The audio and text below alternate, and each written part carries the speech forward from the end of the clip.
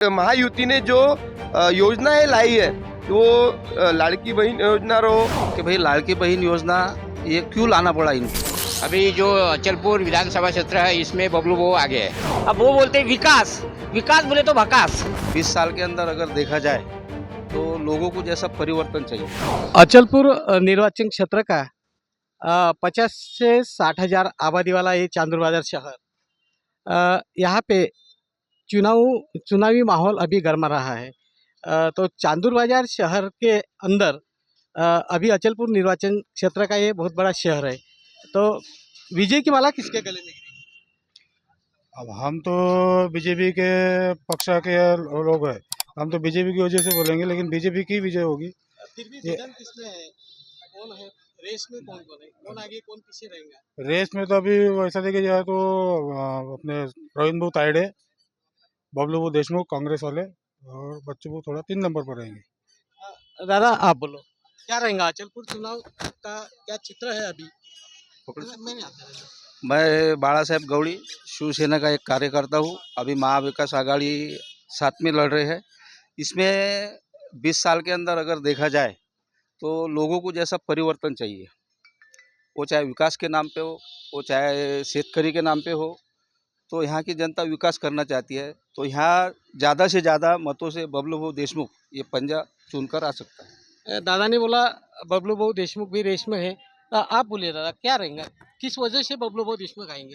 क्या किया उन्होंने? 20 सालों में बच्चों को आमदार है यहाँ, उनका कोई विकास नहीं है, कोई काम पे ध्यान नहीं है। और वही आधार पर ये बार लोगों का ये बोलना ऐसा है कि ये बार परिवर्तन चाहिए सबको। तो ये बार माननीय बबलू देशमुख ये चुन के आने। दादा अचलपुर चुनाव क्षेत्र में अभी रेस में है और बाजी कौन मारेगा? बाजी तो निश्चित ही महायुति का उम्मीदवार प्रवीण भाऊ तायड़े बाजी मारेंगे। और क्या हुआ कि प्रवीण भाऊ तायड़े के सामने जो 2 उम्मीदवार खड़े हैं, एक 4 बार विधायक रह चुके हैं और एक जो उम्मीदवार है कांग्रेस के वो 3 बार इस क्षेत्र में जिला परिषद सदस्य रह चुके हैं। और दोनों का भी अगर देखा जाए तो इनका जनता के समीप कोई काम नहीं है, जनता के लिए इन्होंने कुछ भी नहीं किया है। अभी जनता को पता है कि अगर अचलपुर विधानसभा क्षेत्र का अगर विकास करना है तो हमें सरकार के साथ में जाना है, डबल इंजन के सरकार के साथ में जाना है। केंद्र में मोदी जी के नेतृत्व में एनडीए की सरकार है और राज्य में देवेंद्र जी फडणवीस के नेतृत्व में महायुति की सरकार है। इस सरकार के कामकाज आपने 2 साल में देख लिए होंगे। महाविकास आघाड़ी के 33 साल, जिस मुख्यमंत्री ने पूरे अपने 33 साल के कार्यकाल में महाविकास आघाड़ी का मुख्यमंत्री सिर्फ 2 बार विधान भवन में गया, और हमारे महायुति के तीनों भी मुख्यमंत्री और 2 उप मुख्यमंत्री, इनका 24/7 इनका कामकाज करने का जो कार्य प्रणाली है ये जनता को भा गई है। और महायुति ने जो योजनाएं लाई है वो लाड़की बहन योजना रहो, उसके बाद में बच्चों के लिए जिनके घर में कन्या है, लड़कियां है, उनको KG to PG का जो मुफ्त शिक्षण व्यवस्था का जो नियोजन है, और किसानों के लिए बिजली माफ हो, महिलाओं के लिए आधी टिकट हो, ये जो भरमसाठ योजना महायुति के सरकार ने जनता को दी है और जनता बड़ी खुश है। महायुति के सरकार पर उनका विश्वास है। महायुति सरकार के उम्मीदवार को चुन के लाने के लिए कोशिश कर रही है। क्या मुद्दे मतदार के सामने, विकास के कौन से मुद्दे लेकर जाएंगे महायुति का उम्मीदवार मत मांगने के लिए? भारतीय जनता पार्टीचे पंतप्रधान, भारतीय जनता पार्टी के पंतप्रधान आदरणीय नरेंद्र जी मोदी जिस दिन PM बने उसी दिन से भारत देश में गर्भवती महिला से लेकर तरुण अवस्था में आने की जो महिला है और महिला वर्ग हो गया, उसके माध्यम से, और लाडली बहना योजना, उसके बाद में सुकन्या योजना, हर परिस्थिति में ST फ्री, ऐसे सब कुछ सुविधा इस देश के पंतप्रधान नरेंद्र जी मोदी ने दिए है। उस संदर्भ में राज्य में देवेंद्र जी की सरकार रही तो केंद्र में से निधि आ सकती है। इस माध्यम से राज्य में देवेंद्र जी की सरकार यानी यहाँ का जो उम्मीदवार है सन्माननीय प्रवीण तायडे इनका विजय निश्चित ही है। इसी तौर पर जो विकास के माध्यम है कश्मीर से लेकर कन्याकुमारी तक लोग सिर्फ अफवाह फैलाते हैं। आपने देखा कि कांग्रेस सरकार ने 8,500 रुपये खटाखट सिर्फ झूठा भ्रम फैला के भारतीय जनता पार्टी को बदनाम करने की जो नीति उन्होंने ये की है, वो जनता के दिल में जो धूल झोंकने का काम किया है, ये आज जनता को पता चल गया है कि कौन सी सरकार काम की है। आजकल छोटे से बच्चे को भी बोलने की ये नहीं है कि किस सरकार ने सबसे ज़्यादा योजना लाई हुई है।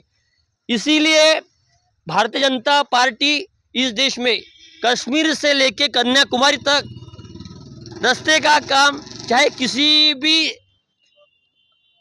रास्ता का काम, चाहे किसी भी दवाई का काम, किसी भी क्षेत्र में अगर आप चाहे किसी भी इंफ्रास्ट्रक्चर आप देखना चाहेंगे तो सबसे ज़्यादा काम किया होगा तो भारतीय जनता पार्टी ने। इसीलिए अचलपुर मतदार संघ में प्रवीण तायडे इनको चुनकर लाना बहुत ज़रूरी है। दादा, अचलपुर निर्वाचन क्षेत्र में चुनाव की माला किसके गले में गिरेगी?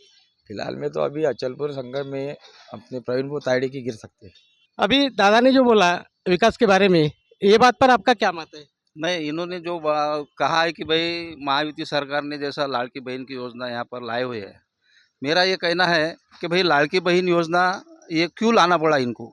अभी लोकसभा का अभी इलेक्शन हुआ है, अभी अमरावती ज़िले के अंदर बलवंत भाऊ वानखड़ ये खासदार अभी 30-32 साल के बाद में खासदार चुन के आए हैं। जब इनका कहना है कि भाई हमने लाड़की बहन योजना लाए, ये लाड़की बहन योजना इनको क्यों लाना पड़ा, इसकी वजह ये है कि जो मताधिक्य है महायुति को वो कम गिर गया है। कम गिरने के बाद में उनका ऐसा कहना है कि भाई वोट जहाद के वजह से महाविकास आघाड़ी जैसा इनके खासदार ज़्यादा आ गए। इनको ऐसा लगा कि भाई जैसा अभी इसके बाद में विधानसभा का भी इलेक्शन है, इसमें हो सकता अगर कम आ जाए अपनी सीटा, इसलिए इन्होंने लाड़की बहन योजना लाए। जहाँ यहाँ पर जो दिग्गज खड़े हैं, अभी कौन चलेगा, कौन पीछे रहेगा, क्या पोजीशन रहेगी, इसके बारे में बताइए। अचलपुर निर्वाचन क्षेत्र में अभी 22 उम्मीदवार खड़े हैं। इसमें प्रहार के बच्चे कड़ू, राष्ट्रीय कांग्रेस के बबलू देशमुख और भारतीय जनता पार्टी के प्रवीण तायडे, अभी ये तिहरी लड़त रहेंगी। और आखिरी के टप्पे पर हिंदुत्व के मुद्दे पर प्रमोद सिंह गडरेल, ये चौरंगी लड़त हो सकती है। अचलपुर विधानसभा निर्वाचन क्षेत्र में कांग्रेस के उम्मीदवार की क्या पोजीशन है? अभी जो अचलपुर विधानसभा क्षेत्र है इसमें बबलू वो आगे है, क्योंकि ये 4 बार जो बबलू अपने बच्चों को आए, इसमें कुछ भी विकास नहीं हुआ क्योंकि अपक्ष है। इस वजह से जो अभी आने वाले आमदार है वो बबलू वो है। अभी बोलो। अब आपने गडरेल साहब बोलो ना। गडरेल साहब क्यों आगे रहेंगे? क्या किया गडरेल साहब ने? सब कर रहे बा, हमारे विकास काम कर रहे हैं, जो बोला वो अपने को मिलता है। सुना है कि गडरेल साहब भारतीय जनता पक्ष के उसको अपन बंडखोर उम्मीदवार बोल सकते हैं, ऐसा है क्या कुछ? नहीं, कोई भी है काम ही करते ना हमारे। मतदार संघ में ऐसा कौन सा मुद्दा है जो मुद्दा लेकर के उम्मीदवार मतदारों के पास ले जाएंगे? अभी मुद्दा ऐसा है कि कोई भी उम्मीदवार अभी यहाँ पे बच्चों को अपने 4 टन आमदार रह चुके हैं, लेकिन उन्होंने अभी तक कोई भी रोजगार नई पीढ़ी के वास्ते तैयार किया नहीं है। अब वो बोलते हैं विकास बोले तो भकास, क्योंकि रोड बनाना आमदार निधि का कर्तव्य है। अपने पैसे अपने को दे रहे, वो कोई नया काम कर नहीं रहे। लेकिन MIDC लाना, नए लड़के को रोजगार देना, ये जो भी कोई आमदार आएगा उसने ये हाथ में कार्य लेके अगला चुनाव लड़ेगा, ये मेरा खुद का मत है। अभी दिग्गजों की लड़ाई में कौन आगे रहेगा?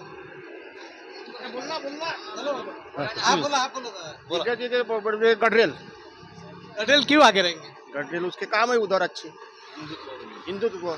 ऐसा बोला जाता है कि गडरेल भारतीय जनता पक्ष में ही थे, परंतु भारतीय जनता पक्ष ने टिकट न देने की वजह से गडरेल ने अलग से उम्मीदवार डाली, उसके बारे में क्या कहेंगे? बोलो।